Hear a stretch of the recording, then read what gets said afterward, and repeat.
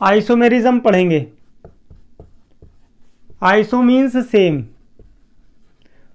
Isomerism पढ़ेंगे। Isomerism समावयवता। Isomerism क्या होती है? जब दो या दो से ज़्यादा, दो या दो से ज़्यादा, टू और मोर देन टू कंपाउंड्स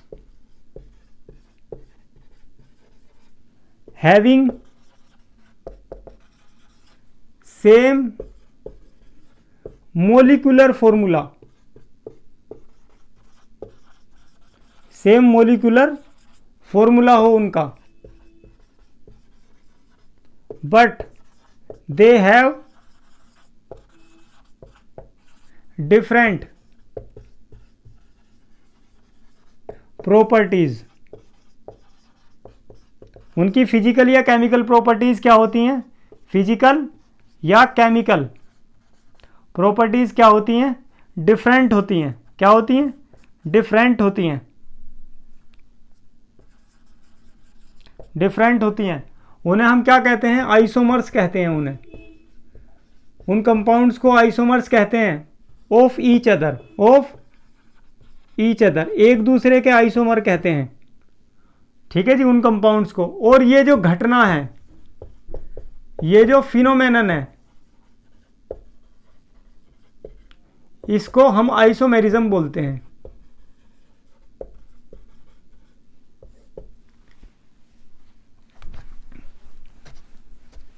तो आइसोमेरिज्म में दो या दो से ज्यादा कंपाउंड डिफरेंट प्रॉपर्टीज शो करते हैं, बट उनका मोलिकुलर फॉर्मूला सेम होता है। आइसोमेरिज्म जो क्लास 10th के लेवल पर है,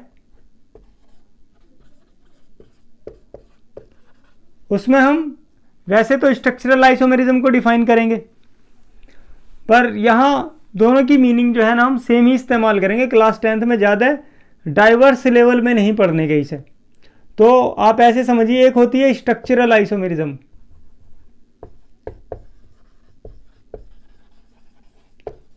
ये आइसोमेरिज्म का ही एक टाइप है। स्ट्रक्चरल आइसोमेरिज्म संरचनात्मक समावयवता। स्ट्रक्चरल आइसोमेरिज्म ये भी आइसोमेरिज्म का एक टाइप होता है। इसमें क्या होता है? दो और मोर देन दो, टू और मोर देन टू जो कंपाउंड्स होते हैं, दो या दो से ज्यादा कंपाउंड्स, उनमें खास बात क्या होती है? They having same molecular formula, उनका मोलिकुलर फॉर्मूला सेम होता है, but they have different structure. Structure से मेरा मतलब है कार्बन स्केलेटन अलग होता है तो उनके आईयूपीएसी नेम अलग आते हैं, आईयूपीएसी नेम अलग आते हैं।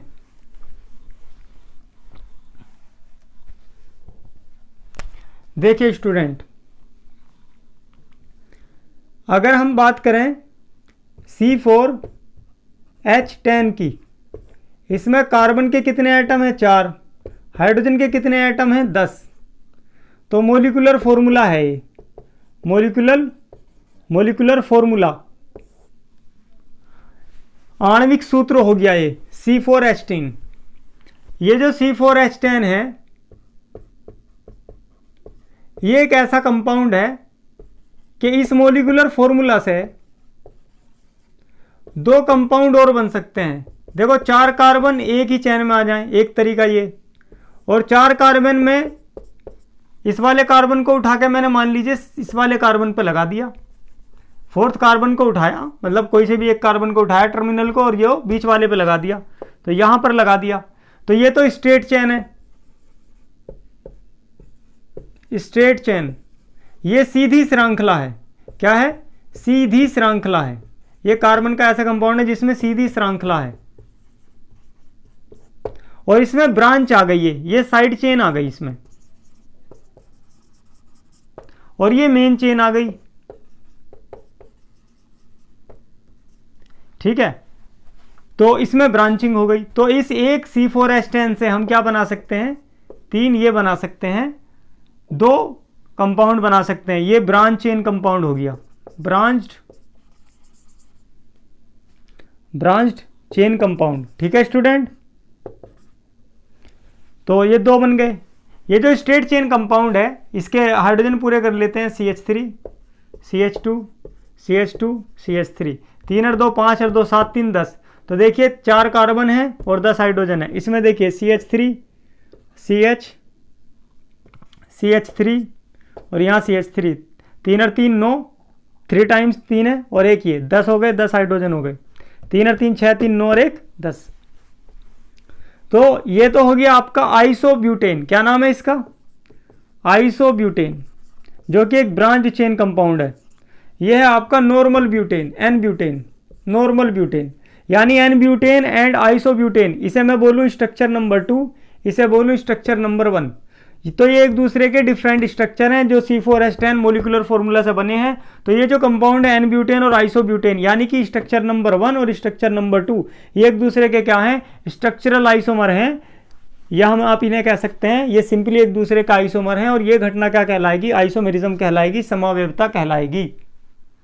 ठीक है, इसी तरह से आप और देख लीजिए, ये आपका CH3O CH3 है, 1 और 1 2 कार्बन C2, 3 और 3 6 हाइड्रोजन H6, 1 ऑक्सीजन है। क्या मैं इसे ऐसे लिख सकता हूं स्टूडेंट, C2H5, 1 हाइड्रोजन इसके साथ ऑक्सीजन के साथ भेज दिया, तो ये बन गया आपका इथेनॉल।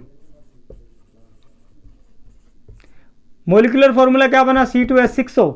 इसी मोलिकुलर फॉर्मूला से आप देखिए ये एक अलग कंपाउंड है, इसका नाम है डाईमिथाइल ईथर। एक मिथाइल ये रहा, एक मिथाइल ये रहा, और ये ईथर ग्रुप है। तो ये है आपका डाई मिथाइल ईथर। ठीक है जी, और ये है आपका इथेनॉल, जैसे हमने आपको बताया, इसका नाम इथाइल अल्कोहल है कॉमन। ये इसका IUPAC नेम है, IUPAC नेम। ठीक है स्टूडेंट, ये जो डाई मिथाइल ईथर है और इथेनॉल है, ये तो इसी मोलिकुलर फॉर्मूला से बने हैं। तो यानी कि C2H6O ये 2 कंपाउंड शो करता है। कहने का मतलब है C2H6O ये जो मोलिकुलर फॉर्मूला है, इससे 2 कंपाउंड रिप्रेजेंट होते हैं, एक तो di ethyl ether, di methyl ether, और एक आपका इथेनॉल या इथाइल अल्कोहल, जो कि एक दूसरे के क्या हैं, आइसोमर हैं। तो ये घटना क्या कहलाएगी, आइसोमेरिज्म कहलाएगी, समावयवता कहलाएगी। ठीक है जी, ये भी स्ट्रक्चरल आइसोमेरिज्म का ही पार्ट है। ठीक है जी, तो ये भी स्ट्रक्चरल आइसोमेरिज्म का पार्ट है, लेकिन ये एक दूसरे के फंक्शनल आइसोमर हैं, क्योंकि इसमें फंक्शनल ग्रुप ईथर है और इसमें फंक्शनल ग्रुप क्या है, ओल, यानी कि अल्कोहल है, फंक्शनल ग्रुप अल्कोहल है। ठीक है जी, तो ये एक फंक्शनल ग्रुप आइसोमेरिज्म कहलाएगी, जो कि स्ट्रक्चरल आइसोमेरिज्म का पार्ट है। Functional group isomerism is a part of structural isomerism. जैसे अभी जो आपने ये एन ब्यूटेन बनाया था, ये जो एन ब्यूटेन बना था, और इसके साथ में क्या बना था, आइसोब्यूटेन, CH3CH आइसोब्यूटेन।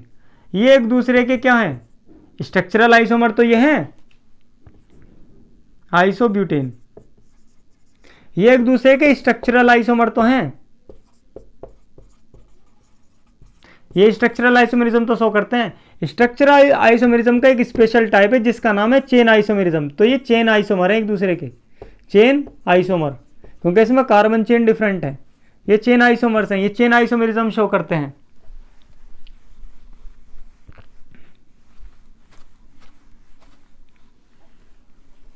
तो ये थी आपकी आइसोमेरिज्म। Thank you students.